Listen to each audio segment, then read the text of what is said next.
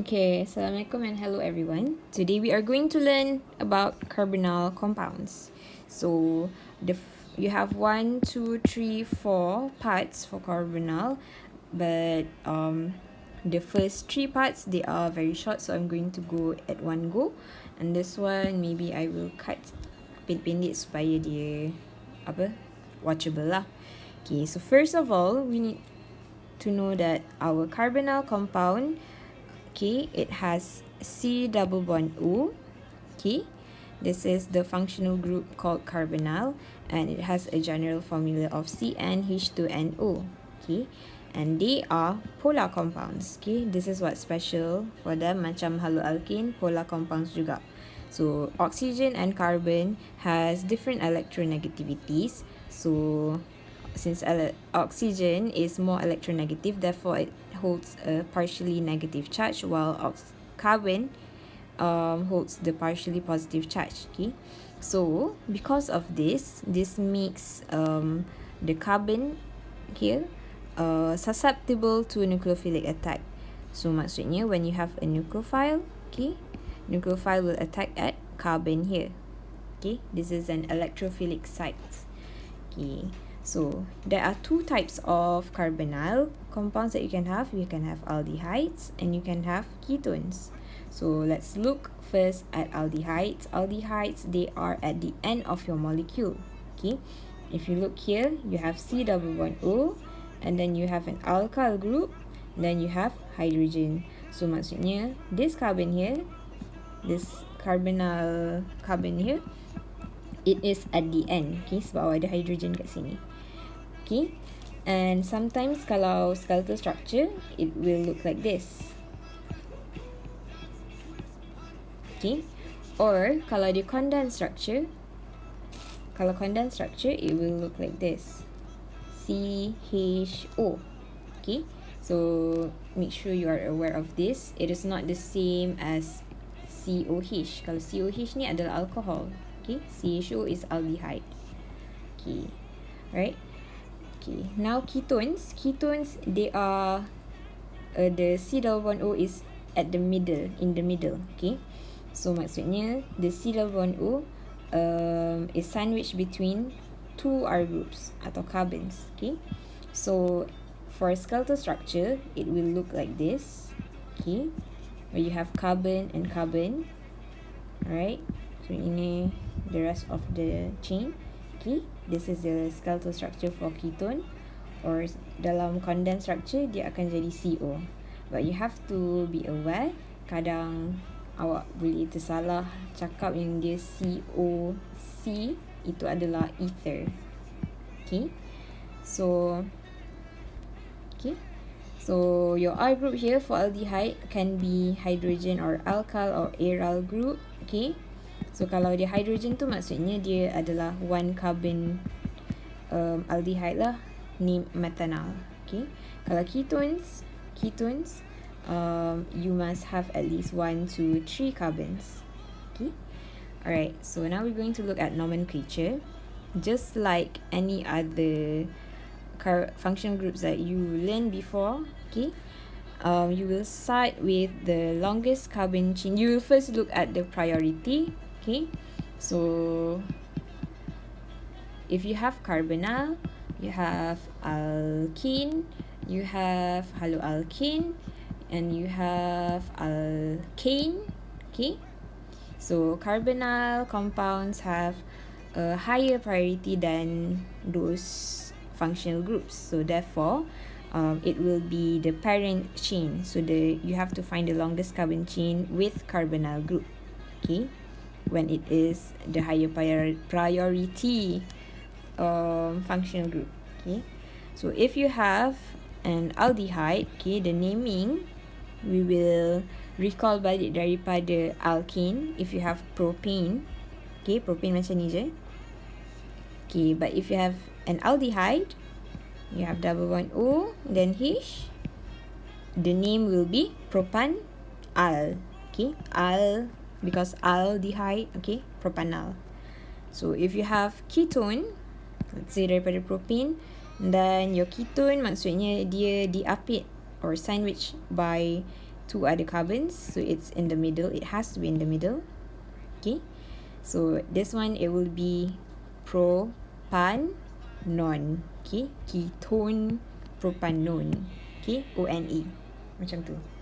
So and then okay, between the different functional groups, okay, you will give the lowest number to carbonyl. Okay, contoh if you have alkene and then you have carbon double bond O, okay, you will number the carbon number 1, the carbon with carbonyl functional group as carbon number 1.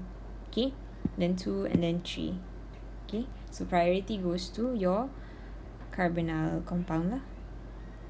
Okay, so now we're going to look at aldehydes first, punya naming. So aldehydes, you will start with one carbon. It will be named methanol. Okay, satu je carbon, so kat tepi dia adalah hydrogens. Okay, so this one, the common name is formaldehyde. Alright, so yang kuning ni semua adalah common name dia lah. Okay, yang biru, it is your IUPAC name. So if you have two carbons, it will be ethanol, okay, propanol, butanol, okay. So if you notice, for aldehydes, you don't need to number your aldehyde tu lah, okay. Sebab dia memang dekat tepi. Dia memang understood that Al ni, maksudnya you have an aldehyde at the end of the chain, okay. Okay, so let's say if you have alkene and aldehyde, okay, macam saya cakap tadi, in the same molecule, the first you have to find the longest carbon chain. You have 4 carbons, okay, and then you will give higher priority to your aldehyde, okay, in this case aldehyde. So aldehyde will be carbon number 1. So kat belakang ni Al, so ini understood that Al ni, it means that your aldehyde punya carbon tu is carbon number 1. And then 1, 2, 3. So ni 3 ni in, okay, butyrenal. Okay, 3 is for your alkene. Okay, so macam kat sini, you will first find the longest carbon chain. 1, 2, 3, 4. Okay, ini 1. Atau yang ni 1, 2, 3, 4. Okay, but we are not going to set this as your longest carbon chain. Why? Because between alkane dengan hydroxy, okay, hydroxyl group, hydroxy compounds have higher priority than alkane, so we are going to set this as our longest carbon chain. So understood. First of all, so you have bute, okay, bute. And then you have carbon number 1 with carbon double bond O, butanol. So it's at the end, butanol. And then name your substituents OH dengan ethyl ni. I mean number them. Okay, so naming macam biasa ikut alphabetical order lah. Alright. So here, if you're between benzene and carbonyl compound, kalau kita ingat balik, when the benzene ring is attached to a carbon chain with a functional group, the functional group will become the parent chain. So here we have aldehyde, CHO. So ni carbon number 1, carbon number 2. So your benzene ring will be a substituent and will be called phenyl. So 2-phenyl ethanol. Okay. Okay, right here we have phenyl methanol. Okay, phenyl, and this is methanol. Or the common name can be benzene carbaldehyde. So bila awak punya apa ni, CHO ni, aldehyde is attached to a ring, okay, you can use this common name. So yang ni, this part is called carbaldehyde, okay, and then dekat depan dia just the name of the ring, apa-apa ring kat sebelah dia attached to it. Okay, yang ni pun sama, ini CHO, and then you have this ring, right? So this ring punya nama kat depan, and then carbaldehyde. Ini panggil carbaldehyde. this one, carbaldehyde ni, you only use when it is attached to a ring, okay? Okay, so that's your ketone. So now we're going, that's your aldehyde. So we're going to look at ketones now. Okay, so for ketones, you will need to have carbon double bond O, and then carbon, carbon, okay? So that means that you will start with 3 carbons, okay? Sebab this C double bond O must be in the middle, okay? In the middle atau at least diapit oleh 2 carbon. So we'll start with the simplest ketone is propanone, okay? You have 1, 2, 3 carbons, and the C double bond O is in the middle at carbon number 2. But you don't need to write it as 2-propanone because it is understood that C double bond O ni memang dekat carbon number 2. Okay. Okay, if you have 1, 2, 3, 4 carbons, it will be butanone. Okay. But here you have to number or give number to the carbon with the carbonyl group lah, yang ni. Because there is a possibility that your carbon will be at carbon tak lah. Tak ada possibility. Okay, sama je kalau awak letak, kalau bukan kat sini and kat sini kan, ini jadi CH2, ini tak ada, sama je juga dia adalah 2-butanone. Okay, right, so here you have cyclopentanone. So macam biasa, kalau ini cyclopentane, okay, tapi when you have carbon double bond O, it will be cyclopentanone. Okay, right, so ini pentane 2-one, okay, or dia punya common name methyl propyl ketone. How do you get the common name? Because you here awak bulatkan ketone awak, then awak bulatkan awak punya R groups yang kat tepi. So here we have methyl, and then here we have propyl. So methyl propyl ketone.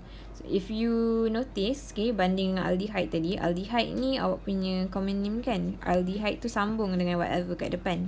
But here for ketone, dia kena ada spacing, okay? So take note of that. Okay, ini pentane 3-one. Okay, so beza dia when you have 5 carbons, it can be at carbon number, your carbonyl group can be at carbon number 3 atau carbon number 2. So in this case, you have to give numbering to your C double bond O, your ketone. Okay, right. So let's say if we have a ring, okay, cyclohexanone ni. So apa-apa yang first awak kena tengok is that, okay, find the highest priority functional group. Okay, highest priority functional group. So you have carbonyl, you have alkyl, you have alkyl.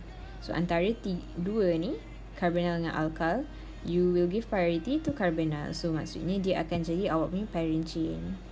So bulatkan parent chain. So sekarang kita tengok kita punya parent chain is cyclohexanone. Okay, cyclohexanone.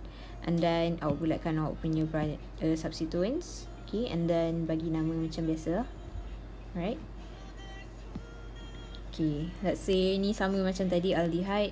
If you have 2 different functional groups, alkene dengan carbonyl, siapa lagi tinggi priority?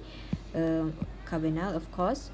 So therefore, the smaller number you will be given to the C double bond O. So awak kira carbon number 1 dari sini, okay? Bukan dari sini. Kalau buat dari sini salah, okay? Because awak punya higher priority carbonyl group ni akan dapat nombor yang lebih besar banding dengan alkene awak. Okay, right.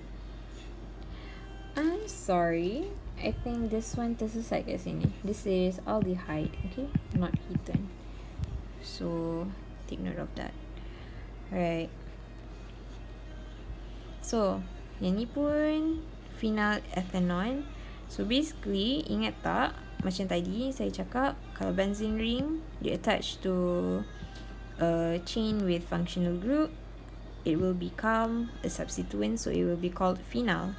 So here we have ethanone, phenyl. Okay, so kira C double bond O ni memang kat sini sebab ini dia attached to this carbon here and this carbon. Okay, tak boleh lah letak kat tepi ni. Kalau kat tepi ni maksudnya dia jadi aldehyde. Alright, so ini diphenyl methanone.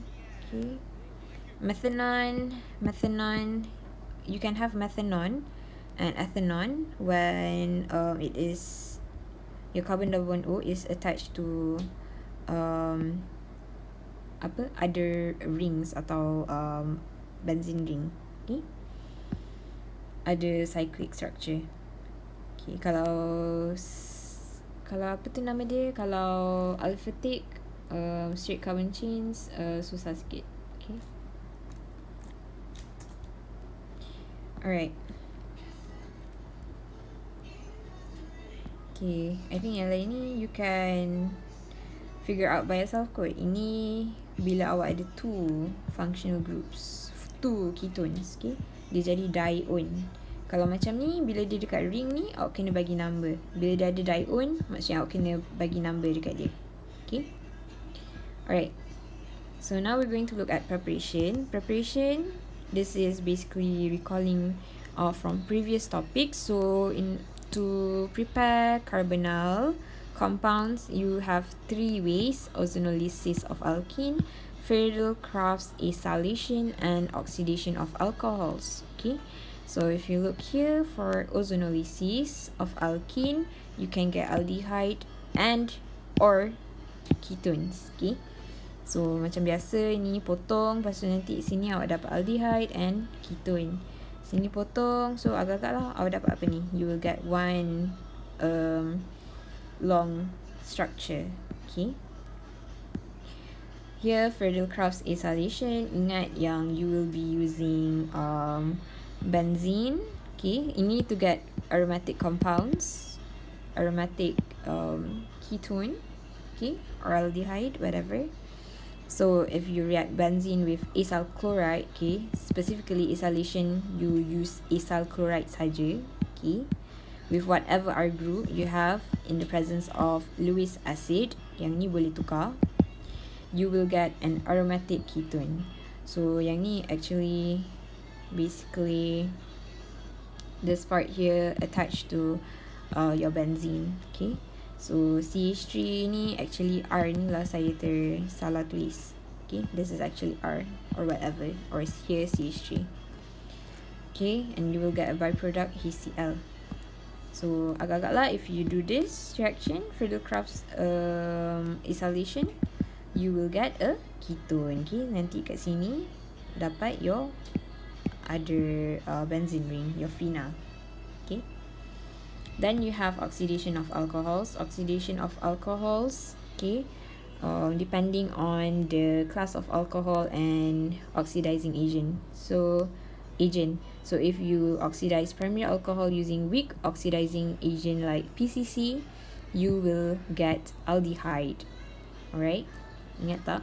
Baru je belajar. So if you oxidize secondary alcohol using any oxidizing agent, whether strong or mild, okay, you will get ketone. So this stuff, preparation of compounds kan, it is useful when they ask you to outline synthesis. Okay, you need to know this. This is important knowledge. Or macam basically dia straightforward tanya awak how to prepare propanone ke whatever, non al. Okay, alright, so that is preparation.